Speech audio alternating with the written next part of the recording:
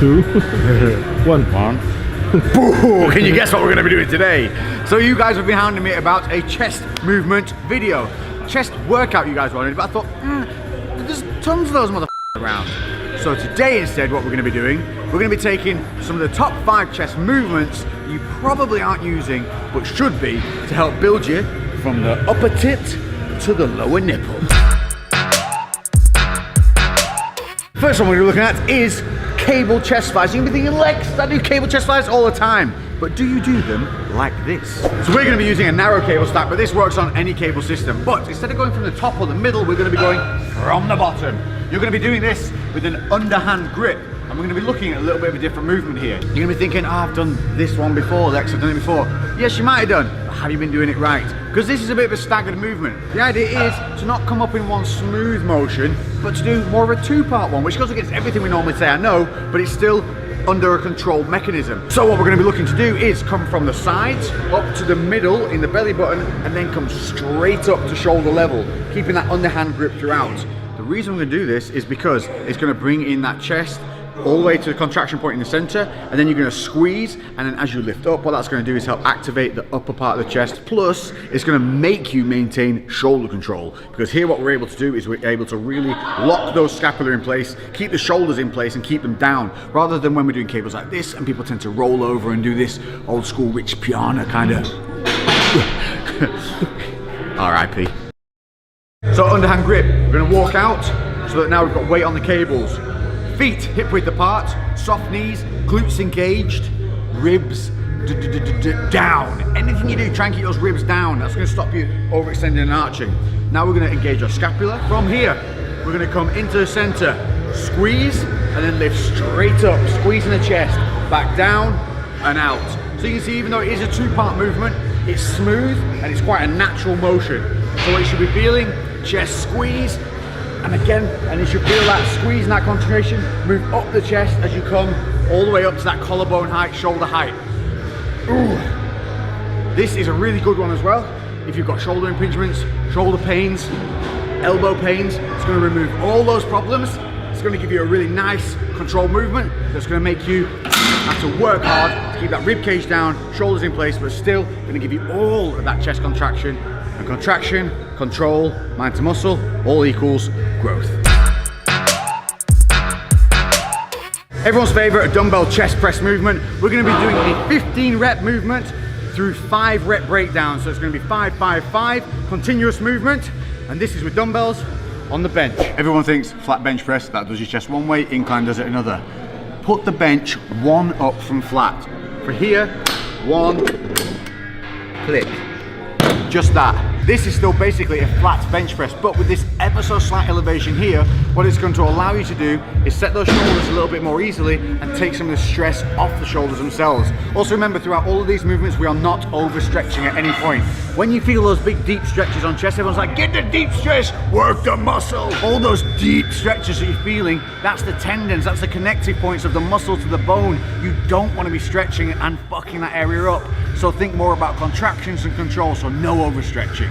This movement is going to be a 3-part chest movement. We're going to be using 20 kilos here, so it's not a heavy movement, but as you get better, that weight will probably go up a little. We're going to start with an underhand press. We're then going to move into a hammer grip press, then back to a standard chest press. The reason I love this exercise is because it's hitting so many different angles, but it's also forcing you to keep shoulder control throughout and body control.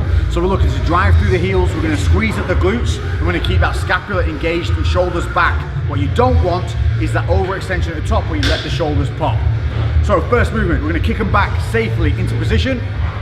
So from here, I'm going to plant my feet, making sure they're even, squeeze my glutes, shoulders are back, underhand grip. I'm going to drive up, elbows kind of tight on this one, keeping that dumbbell head nice and close to the body, and driving up through the chest, extending through to the elbows, but not locking out, making sure the shoulders don't pop. 5 reps this way. Switch hammer grip. I'm going to tilt the dumbbell heads down towards the chest. I'm going to keep them here throughout. 5 reps, keeping those elbows nice and tight, not letting the shoulders pop, not letting the elbows roll out. 5 of those. 4, 5, get to the top, keeping the shoulders down, roll out. And from here, the inner dumbbell head tilts in, and then we press as we would a bench press. So we're not going to flare the elbows massively wide. We're going to come down just below the shoulders, stop here. So what I'm talking about, no overstretching, none of this. We stop here. As low as you can go with the bar, keeping the dumbbell heads tilted in, and then we drive, heels, glutes, bang. And we're looking for that symmetrical press from side to side. Bring the dumbbells to over the chest, not over the face, not over the ribs, over the chest. Up to the top, squeeze with the chest, and don't lock out the elbows. 5 reps, 3, 4, 5. Control them down, sit up. Woo. 15 reps, 5, 5, 5. Is 1 set. Smash 5 of those bad boys and tell me you don't feel awesome. Floor presses are exactly what they sound. You're going to be doing a chest press from the floor. The great thing about this is it has a start-stop position with your elbows and upper arm touching the floor. You're going to explode through the standard portion of a chest press. You're going to control that, squeeze at the top, but then you're going to fight that negative and do a really controlled return. You're going to be paying attention to the way your arms touch the floor, and by that I mean, do they touch at the same time, or is there one touching before the other? If they do not touch at the same time, naturally, it means you've probably got an impingement. It's something you need to work on, and this is a great exercise for starting to work on that. Because what it's going to do is help you focus on returning both arms at the same speed at the same time. If you've had an impingement for a long time, that incorrect way of returning, with one being quicker or staggered compared to the other, that's going to feel normal, so this is going to feel a bit weird. But you really need to address those situations as soon as you notice them. Set up on your floor press. Got to be a bit careful here because you are going to be moving a little bit more weight to get it into position. So one for me, I like to get them up onto my thighs. And then what I'm going to do is lie back and roll them out. Lie back and roll out. From here, you can see now I'm completely relaxed, able to talk to you for quite some time, and I'm controlling the dumbbells. Again, I want to tilt those heads in. Now I want to plant my feet, make sure that I'm doing as I would on a normal bench press, driving through the heels, squeezing the glutes. From here, I'm going to press up, control and squeeze, bang, boom, hold, don't touch at the top. This is a rest point. We want to keep them separate. That goes for everything on chest. Now, the return. I'm going to fight this. 1, 2, 3, making sure both touch at the same time. Perfect, and then explode back up. Again, we're looking for 8 to 12 rep range on these. If you want to go a little bit heavier, you can go for that 6 to 10, boom. But what we're focusing on, explode out, control down, and balance. Both arms touching at the same time, boosh. This is going to help fix imbalances, plus grow that chest, plus improve the explosive part of your bench press. Boom. Woo. Next up, we're going to be taking a little look at that upper chest focus.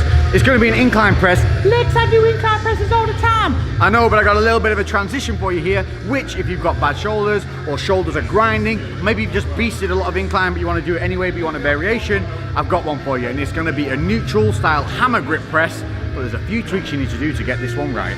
Incline of the bench. Most people will put it to around about there.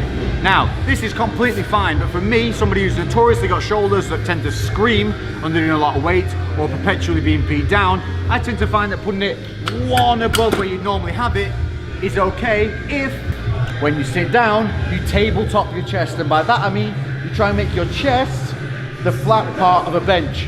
What you're gonna do here is you're gonna have the lower back arch, just like you would on a bench press. You're gonna squeeze your glutes and plant your feet. So rather than being sat up like this, which is obviously going to bring the shoulders in more, we're tabletop in the chest, arching the lower back, engaging the core, squeezing the glutes and driving through the heels. Complicated enough? It'll feel perfect when you get it right. So set up for this, you're going to kick up off the knees. We're going to do that dumbbell tilt again. So I'm going to bring that head that's closest to my chest down towards the chest. From this, I'm going to look to extend up, but due to the position of my body, I'm going to find it really hard to fully extend the arms, which we don't want all the time anyway, but this is going to feel a little stunted in comparison. So kick it up. Like I said, tabletop the chest, shoulders back, glutes squeeze, lower back arched, driving through the heels. Angle of the dumbbells. I'm going to drive up and stop here. What you're going to want to try and feel to do is to extend even higher, but this then starts to pop the shoulders forward and you lose that control. So what we're going to do, we're going to come up to a comfortable standing neutral position, which is about here, so you can see how bent the arms are, and then back down controlled. Don't let it touch the chest. It can just maybe glance it, and then we're going to stop and control back up to the top. So what we're not doing is bouncing. We're going to stop and start. drive up, squeezing the chest at the top, squeeze and focusing on fighting that negative and keeping those shoulders in check. Again, whatever weight you choose is going to dictate your rep range, so you can go light on this, but you can also go heavy, and what you'll find, other than the pump, is that it completely de-stresses the shoulders and gives you a really nice inner and upper chest focus. Boom, boom. So you've had 4 movements there that have covered your volume, power, impingement, and a bit of strength building as well. So now I thought it'd be nice to finish with a bodyweight exercise, so something that you can maybe do anywhere where you're able to do something called a dip. No legs, I know how to do a dip. Do you, or are you being a dipshit? Because there's a good little trick here that I don't see many people doing in the gym. And if you do it, congratulations. But there's a couple of other tricks as well on top of the little trick that'll help you get this to be the perfect exercise. Beginning with the start position. If you want to hit triceps on this, what you're going to need to do is stay very, very upright. But we want chest, so we're going to want to lean forward. But we don't want that lean forward to start bringing the load onto the shoulders. How do we counterbalance this? Easy. Up to the top. What we're going to do, we're going to lean forward and then we're going to bring our feet forward. So rather than the feet being back here, where most people do it, we're going to bring them underneath ourselves and put our feet under our chest. Now we're creating a linear position from feet to chest where that weight's going to be loaded, but we're also able to keep those shoulders back because the body weight isn't tilting forward through the shoulders anymore. Trust me, give it a go. If there's any twisting, rotating or moving like that, again, you're going to be looking at some side being impinged or not being held correctly. The setup one more time. Up, shoulders engaged, tilt forward, bring the feet forward. Elbows allowed to flare ever so slightly as you come down, but we're not coming out to the sides. Come down, look at where I stop. Here, not here, here. You can see my chest activating. And as you drive up, boom, squeeze at the top, chest, chest, chest, not rounding the shoulders. Again, we should be able to rep nice and clean with these. Boom, control the negative. Squeeze on the positive. You're gonna get an awesome chest pump. If you're feeling it in your shoulders, you're either going too deep or not keeping them in play by maintaining that scapular position. So focus, have a play around, and don't be looking for like 30 reps on this. Too many people look at dips and do, oh, I'm gonna do 30 reps. No, no, no. Try and keep it so that you're doing that 8 to 12 or high volume 10 to 16. Try and make yourself fail within those ranges. Slow it down, control the negative, explode through the positive. Once you get to a point where you definitely are easily able to do 20 reps like that, then you can simply add a little bit of weight using a weight belt or putting a dumbbell between your feet. So there you have it. They are some of my favorite movements for chest that you might or might not have been using. And either way, even if you were using them, hopefully I've given you a couple of little hints, tips and tricks to be able to make them feel even better. If you'd like to see some more videos like this, let me know on what subject matter, which body parts you want to see, what are the ones that you want to see the most. Let me know in the comment section below. If you haven't already, make sure to subscribe, hit that notification bell and select to be notified for all uploads, because the YouTube will no longer do it for you. It'll only show you the ones where monkeys throw poo at a zebra. And I don't think we're doing any of those, are we, Jay? No, not today, quite yet. Maybe next week, yeah? Not quite yet. But what we did do is we did an epic Game of Thrones throne build video here at Barbell using only gym equipment. Link for that is in the description if you haven't seen it already. Thanks for watching. I've been Lex, and we'll see you in the next video. Boom, baby. Lately I've been doing shit different, cooking like a chef, I've been all up in the kitchen. Had to make a move, had to make a little distance. Lot of people tripping, they could never see the vision. Fuck that, tell them bounce.